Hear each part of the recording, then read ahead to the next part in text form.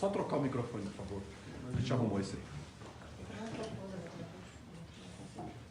De facto, o mandato do Unicef está baseado na Convenção sobre os Direitos da Criança, e criança para nós são todos os seres humanos até 18 anos. Então, o nosso foco é tanto na primeira infância, tanto nas crianças, tanto na adolescência. E são desafios diferentes lá. Mas ao mesmo tempo... Não, ok, tá bom. O que vimos nas últimas décadas nesse sentido, o Brasil ha atingido progressos, conquistas enormes, que são muito impressionantes. Sabemos tudo isso. Nos últimos 30 anos, desde o ECA, o Estatuto da Criança e da Adolescência, o país tem uma redução enorme das crianças fora da escola, uma redução enorme das crianças em trabalho infantil, e grandes sucessos na saúde, na sobrevivência da criança. Esse microfone é um pouco um desafio. Posso dar uma sugestão? É melhor sem microfone para não dar ruído. Pode deixar os gravadores lá. É melhor. Porque está tendo muita interferência aqui com os microfones. Entendeu? Só vamos colocar. Só um instantinho. Podemos colocar lá? Tem aquela bateria para apoiar em cima? Não, pode deixar ali em cima ali do livro, ali tá perfeito. Aqui a pasta aí. Isso. Pode apoiar aqui se Em cima do precisar. livro. Põe um pouco mais para frente. Aí. Esse livro é para apoiar a primeira infância. Não vai entrar. Perfeito para isso. Um pouquinho mais. Deixa eu botar ali, cara. Do carregar. Tá cheio, já foi. Tá. Tá. 1, 2, 3, 1, 2, 3. Deixa um pouquinho mais para cá, para pegar um pouco mais aberto. Aí, tá ótimo. Vamos lá, gente? Aí. Perfeito. Mais para a esquerda um pouquinho, não tira ele para trás. Senão a pessoa da banda vai ficar sem aula. Então. Isso, agora. Isso, aí. Perfeito. Vamos dar recorde bonitinho aí, Angelo. Bonitinho. Já vi também. Põe o Ângelo, põe o nisso para baixo. Põe o nisso para baixo. Isso, Pronto, Nilson, dá licença aí. Por favor.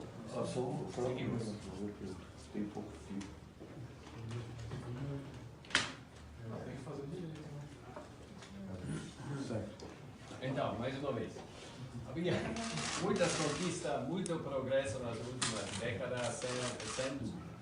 Mas ao mesmo tempo sabemos todos que muitas crianças ainda ficam excluídas disso. Então, a desigualdade é um grande problema e por isso nós no Unicef achamos os direitos da criança, os direitos da adolescência, dos adolescentes, têm de ser uma prioridade absoluta em cada programa de governo. Por isso, analisamos a situação da criança e desenvolvemos essa atividade aqui, mais que promessas, que é um convite, basicamente, para todos os candidatos, tanto ao nível presidencial como nos estados, para os governadores também, muito importante também, de assinar esse compromisso pela infância. Identificamos 6 prioridades. Posso falar sobre isso agora? Claro. 6 prioridades que achamos que são verdadeiramente centrais para responder a essa situação. O primeiro é basicamente a pobreza, mas não somente a pobreza monetária, que é um grande problema, sem dúvida. Havia muito progresso nesse sentido também, mas ainda são, como sabemos, quase 1 em cada 3 crianças que sofrem da pobreza monetária. Mas a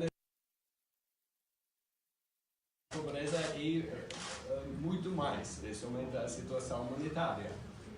Tem muitas dimensões. Então, no nosso cálculo, basicamente 6 em cada 10 crianças são afetados de alguma forma de privação dos 6 direitos. 6 em cada 10. Então, somente 4 em cada 10 têm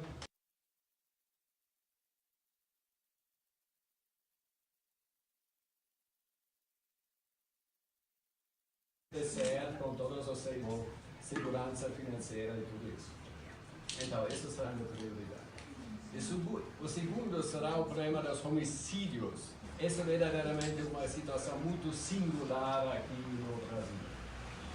Cada dia, 31 adolescentes entre 10 e 17 anos são mortos, vítimas de assassinatos. Então, um grande problema. Comparamos os números e, de facto, em 2015, o número de meninos adolescentes vítimas de homicídios aqui no Brasil foi mais alto que na Síria. Os adolescentes mais que um país em situação muito grave que se tende a responder urgentemente. E não, por isso pensamos reduzir o número desses homicídios, reduzir a violência e mais que aumentar a segurança pública também e criar oportunidades para os adolescentes. Requer uma resposta multissetorial entre o setor de segurança, educação, oportunidades de emprego, mas também de incluir um fim da impunidade, basicamente. Porque sabemos também que muitos casos de homicídios não são perseguidos. Outra área é educação. Havia muito progresso aqui também, mas ainda 2,8 milhões de crianças estão fora da escola. Sobretudo adolescentes, mas também as crianças de 4 a 5 anos que também deveriam estar na pré-escola. Então, um grande problema aqui.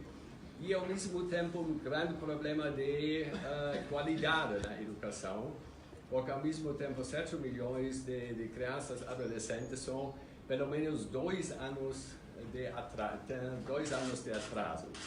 Distorção, idade séria, como é o término técnico para isso, mas é um grande problema, não? Um adolescente que está 2 anos atrás perde todo o interesse de seguir com a escola. Outro problema é a saúde, sobrevivência, a mortalidade infantil baixou muito, mas pela primeira vez, de 2015 a 2016, notamos um incremento dessa mortalidade. Tem várias razões para isso. A qualidade do serviço de saúde diminuiu. Também um grande problema foi o nível de vacinação. Sabemos tudo isso. Alguns meses atrás havia grandes campanhas do Ministério da Saúde, muito importante, mas o conhecimento também dos médicos sobre os problemas de doenças que podem ser prevenidas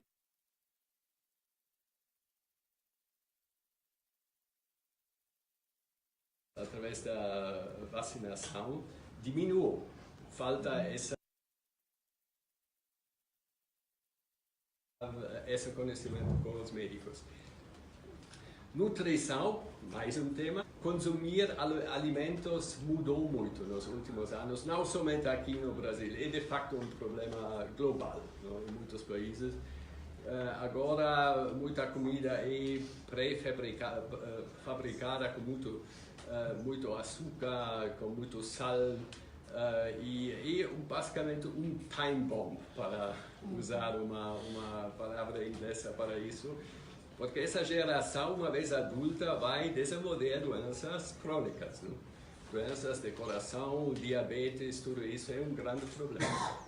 Ao mesmo tempo, ainda temos no país grupos indígenas, por exemplo, que têm altos níveis de desnutrição, que contribuem muito à mortalidade infantil nesses grupos, que é muito mais alto entre os indígenas que entre as outras crianças. E o último ponto, a participação dos adolescentes. Então, é um grande avanço comparado também com outros países. Aqui já se pode votar a partir de 16 anos, 17 anos, que é muito bom, mas votar não é suficiente, não? Participar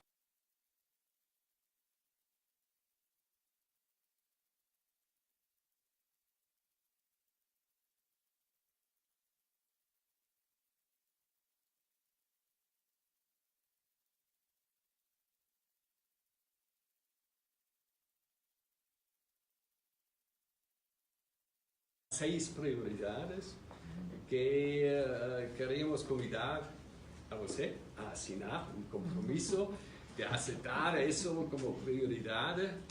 E, bom, isso é tudo. Muito obrigado. Obrigada.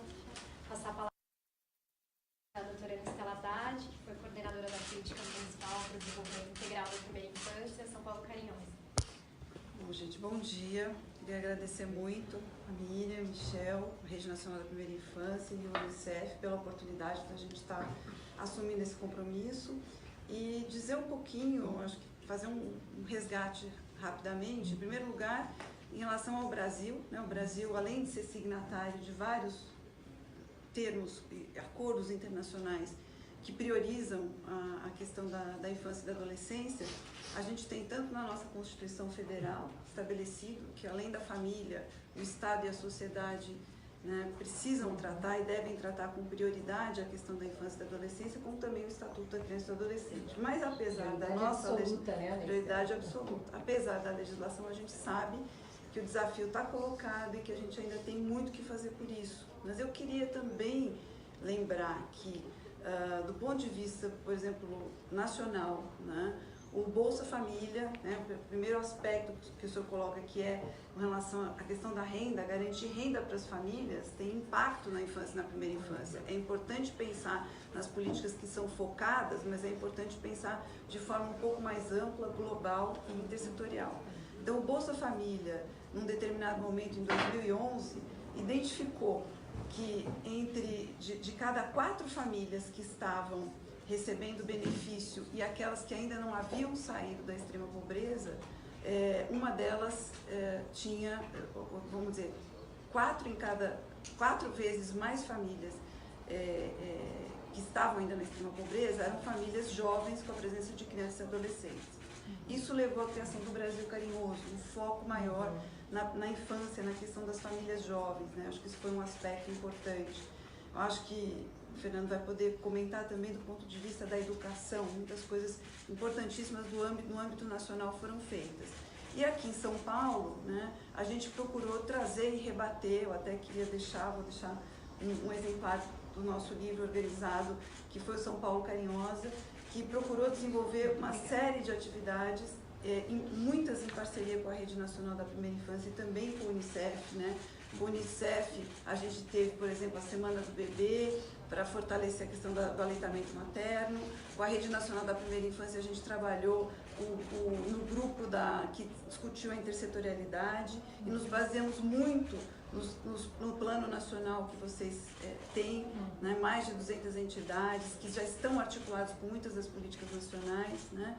Então, eu acho que para a gente assumir e assinar essas cartas não é nada novo, porque na prática eu acho que seja no âmbito nacional, seja no município de São Paulo, a gente na prática já vem arregaçando a manga e priorizando e entendendo a grande importância que tem priorizar a questão da infância e da adolescência e em especial da primeira infância, porque os primeiros 1000 dias, como a Miriam bem colocou, são uma janela de oportunidade única, né? Em nenhuma outra fase da vida a gente tem um desenvolvimento tão intenso como a gente tem na primeira infância. A questão o senhor colocou a questão do açúcar, que é um aspecto da alimentação saudável importante para várias doenças crônicas. Eu acrescentaria aí a questão, por exemplo, da saúde bucal.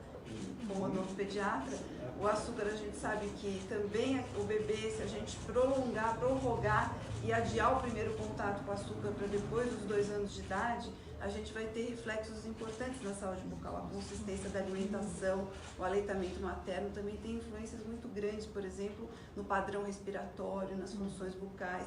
Então tem muitas coisas que a gente pode cuidar preventivamente desde a primeira infância que vão ter impacto. E eu queria chamar a atenção, quando o senhor coloca a questão da adolescência, o senhor falou de questões muito importantes em relação aos homicídios, às mortes que acontecem, e eu queria chamar a atenção para uma outra questão que a gente também tratou e se preocupou muito na São Paulo Carinhosa, que é a gravidez na adolescência, né? Então a gente sabe que as meninas fora da escola, elas estão mais suscetíveis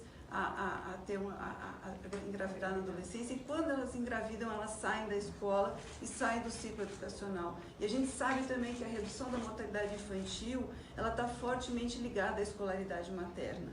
Então tem muitos aspectos, tudo está muito conectado. Quando a gente fala em cuidar da primeira infância, quando a gente cuida das políticas sociais, quando a gente ampara a família, quando a gente ampara as meninas e as mulheres, e também dá um tratamento e uma educação que trata a questão de gênero com importância, a gente vai estar cuidando de tudo isso. E por último, eu não queria deixar de falar que também quando a gente trabalhou a questão da expansão da educação infantil, um aspecto que me é muito caro no âmbito nacional, mas que no município também foi muito tratado, foi a questão dos indicadores de qualidade. Então se fez a expansão da educação infantil, mas se trabalhou indicadores de qualidade para que essa expansão fizesse com que houvesse qualidade. E eu queria destacar que no município de São Paulo, dois aspectos que não estão nos indicadores nacionais, mas que a rede municipal de professores, de coordenadores pedagógicos quis trabalhar, foi, desde a primeira infância, trabalhar a questão de gênero e raça, né, na escola, e a questão da autoria dos bebês, que desde a primeira infância, a questão da autoria, ela pode e deve ser trabalhada, né, no aspecto educacional. Então, eu acho que essa área, eu sei que eu já me alonguei, mas é uma área que a gente tem uma paixão muito grande, que a gente, eu acho que fica muito feliz de poder estar junto com a Rede Nacional da Primeira Infância e do Unicef, fazendo e assinando esse compromisso. Então, muito obrigada. Candidato. Bom, Michel, Miriam, muito prazer recebê-los aqui. Como vocês podem ver, eu tenho tutoria doméstica, né? No caso da primeira infância, da criança e do adolescente. A Estela é uma entusiasta desde sempre dessas políticas, atuou aqui no município coordenando 14 secretarias em proveito da primeira infância, desenvolveu um trabalho, inclusive procurou registrar em livro, né, toda a experiência da integração, intersetorialidade, transversalidade no apoio à criança e ao adolescente. Foi um trabalho muito reconhecido. Nós criamos muitos instrumentos favoráveis no Brasil para enfrentar os desafios que você coloca, né? Vou citar alguns que são importantes e precisam ser reforçados, né? Mas Bolsa Família, conhecido internacionalmente, foi um instrumento importante. Nós cuidávamos, no Ministério da Educação, da frequência escolar, da condicionalidade em relação à frequência escolar. E a Estela, que trabalhava no Ministério da Saúde, cuidava da questão da vacinação. Então, justamente isso que se perdeu nesse processo, né? O controle das condicionalidades. Precisa voltar a ser acompanhado, inclusive, pela imprensa. A imprensa divulgava isso, né? Nos nossos governos, a imprensa tinha um cuidado em divulgar se as condicionalidades estavam sendo atendidas ou não. A partir de um determinado momento, a imprensa parou de divulgar esses indicadores. Isso é muito ruim, porque quando você divulga um indicador, você está educando a família e educando o próprio governo de que aquilo é importante. Quando você para de tratar das condicionalidades, você perde esse trabalho de conscientização. O segundo instrumento, o Fundeb, que é o Fundo da Educação Básica.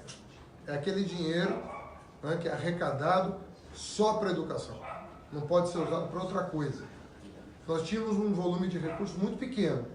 Nós multiplicamos esse dinheiro para cuidar da creche até o ensino médio.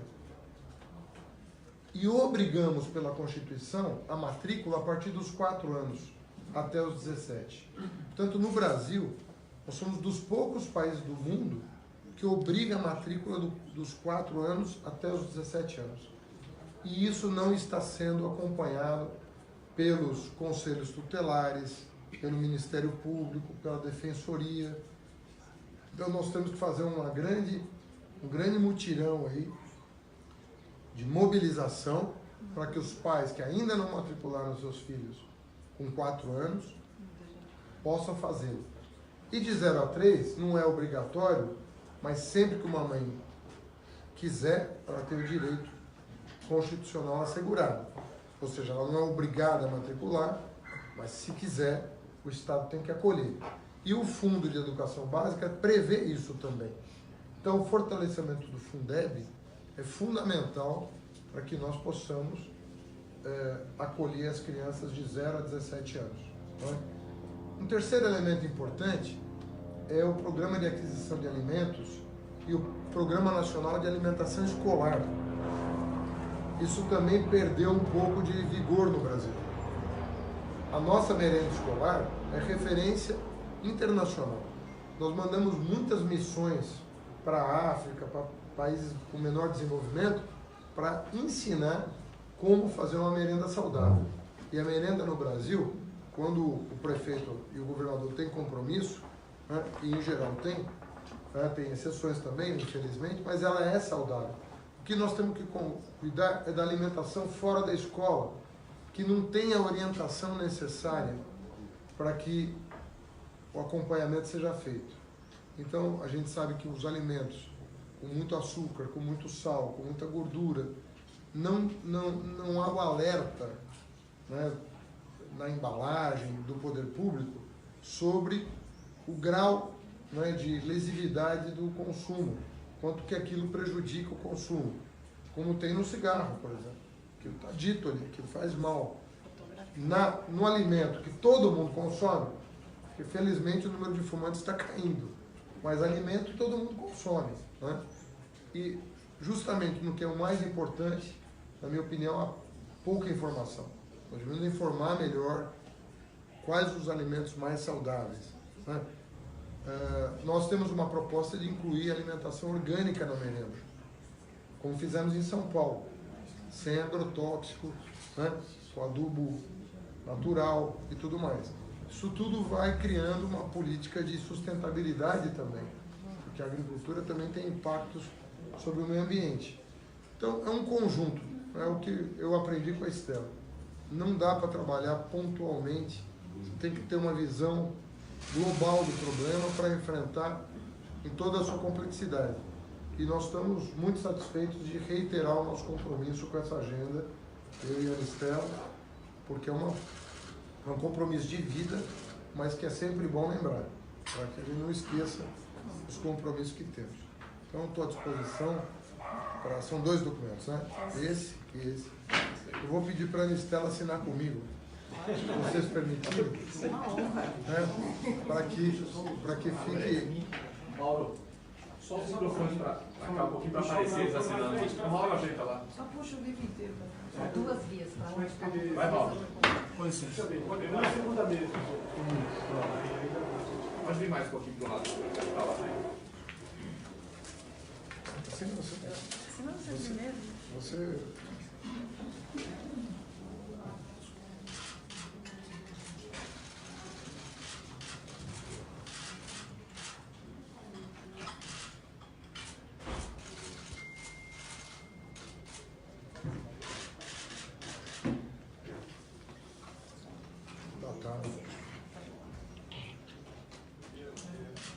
Depois dela. Tem mais um?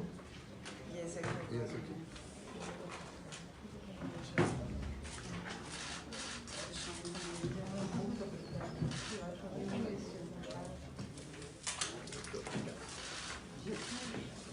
Já tem um aqui.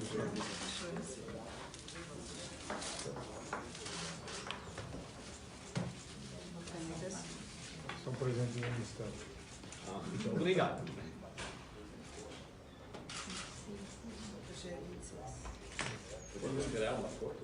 Pode poder fazer em pé a foto? Zé, esse também.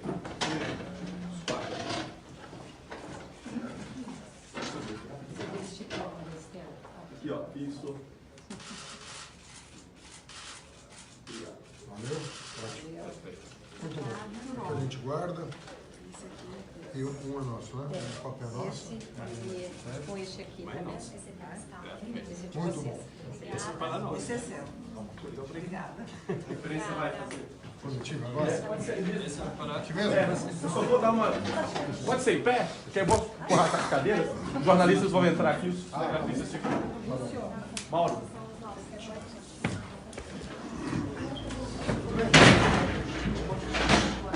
Como você sabe?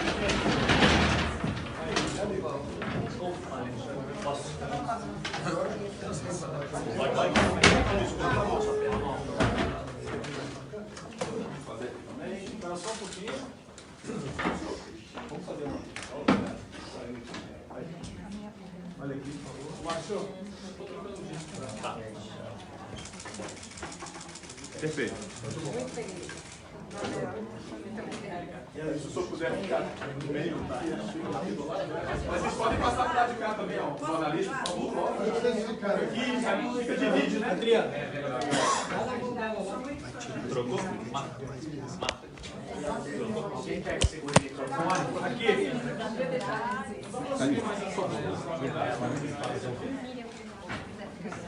Calma aí. Vamos um pouquinho aí. Tudo bem? Candidato, o senhor comentou do Bolsa Família, falou em reforçar o programa. Queria saber exatamente qual que é a proposta do Bolsa Família e como é que o senhor avalia, por exemplo, o programa do Temer e também isso está englobado numa proposta do Alckmin em relação a devolver o Bolsa Família para quem conseguir perder o emprego e interromper o benefício para quem conseguir algum emprego. Como é que o senhor vê essa proposta? Isso já era assim, né? O que eu vejo de mais grave em relação ao Bolsa Família é que, primeiro, os cortes estão sendo feitos sem critério. Nós tínhamos uma política de condicionalidade que era muito eficaz. Primeiro, um controle muito rigoroso da condicionalidade, a frequência escolar e a vacinação. Hoje, o controle da vacinação do Bolsa Família é muito precário. Por isso que a cobertura da vacinação está caindo e a mortalidade infantil associada à falta de vacina está aumentando. Então, se a gente quiser voltar a fazer cair a mortalidade infantil no Brasil, nós temos que usar esse instrumento, mas usar com sabedoria, não usar da maneira como está sendo feito. Primeiro, os controles estão frouxos e, segundo lugar, os cortes estão sendo feitos sem critérios. 1 milhão de famílias que precisavam estar no programa foram cortadas do programa e o controle de condicionalidade não é feito com o mesmo rigor que era feito no momento que eu era ministro da Educação. Nós divulgávamos relatórios trimestrais, a imprensa divulgava, isso acabava conscientizando as pessoas da importância de manter os seus filhos na escola e a carteira de vacinação em dia. E isso está se perdendo ao longo do tempo, por descaso do governo. Então nós vamos retomar aquele rigor, mas não é o rigor do corte, é o rigor justamente de que as condicionalidades estejam sendo observadas. Lugar de criança na escola e, no caso da saúde, vacinada, porque está havendo uma queda brusca da cobertura de vacinação no Brasil. Isso que explica, em grande medida, o aumento da mortalidade infantil depois de 20 anos. Agora, dos números apresentados aqui pelo Unicef, 2.800.000 crianças fora da sala de aula, 31 adolescentes sendo mortos por dia no Brasil. Qual o mais difícil? Qual a etapa mais difícil para cumprir, se o senhor foi eleito, em 4 anos de governo? E como fazer isso, claro? Olha, o nosso projeto, a maioria das crianças que estão fora da escola é de 15 a 17 anos. Então, é ensino médio. O ensino médio, ele vai receber reforço federal. Nós vamos passar por um processo de federalização do problema. Como? Puxando para a mesa do presidente da República o apoio das escolas federais de ensino médio às escolas estaduais de baixo desempenho. Então, toda a unidade federal de ensino médio, Instituto Federal, escolas militares, SENAC, SESI, tudo que é mantido com dinheiro federal, vai ter que fazer convênio para melhorar o desempenho dos alunos de ensino médio, para mantê-los na escola, cobrar frequência, mas cobrar, sobretudo, desempenho escolar. Então, essa é a primeira coisa. A segunda coisa é assumir uma responsabilidade na questão da segurança pública, né? A União, pela Constituição, tem pouca responsabilidade sobre a segurança pública. E nós queremos federalizar alguns crimes para que as forças locais possam agir mais rigorosamente em relação ao que interessa a população, que é homicídio, estupro, feminicídio e roubo. Isso tem que estar a cargo das forças locais. E a União vai puxar para a sua responsabilidade, sobretudo os crimes ligados a organizações criminosas, que hoje ficam soltas porque tem escala nacional, não tem escala local. Então a União vai ter que entrar. Candidato, me permita uma pergunta sobre política. O candidato do PSDB passou a pregar, depois que a candidatura do senhor foi oficializada, que votar em Bolsonaro seria trazer o PT de volta ao governo federal. E ontem houve aquela notícia de uma reunião fracassada entre candidatos do chamado centro. Como é que o senhor tem acompanhado essa nova movimentação? Como é que o senhor acompanhou? Na verdade, nós não temos acompanhado, porque nós estamos numa linha muito propositiva. Você vê que a nossa campanha não faz ataques a nenhuma outra candidatura. Nós entendemos que o Brasil está precisando de mais paz e mais respeito mútuo, né? Então, nossa linha de campanha até o final vai ser propostas e não ataques. Eu penso que eles estão fazendo muito ataques e poucas propostas. A nossa política é a inversa dessa. É mais proposta e nenhum ataque. Até num eventual segundo turno com o Bolsonaro? Mais proposta e não ataque. O país quer paz, democracia, não quer ditadura, quer discutir direitos, quer discutir trabalho e educação. O país está nessa, o país está olhando, quer olhar para o futuro, quer olhar para como nós vamos fazer para tirar o país da crise. Então, uma campanha que vai para a ofensiva dessa maneira não está contribuindo com aquilo que o país precisa construir, que é um ambiente de mais diálogo, mais proposição, mais respeito mútuo. As pessoas estão se desrespeitando demais. Nós vamos, pelo exemplo do respeito, reconstruir uma política de valorização da democracia e do diálogo. Mas essa ofensiva eventual de candidatos do centro para tentar fortalecer uma candidatura que está naufragando, segundo as pesquisas, do candidato Alckmin, o senhor enxerga de que forma? Isso pode prejudicar a candidatura do senhor? Nós não estamos fazendo essa avaliação. As candidaturas têm liberdade de definir estratégias.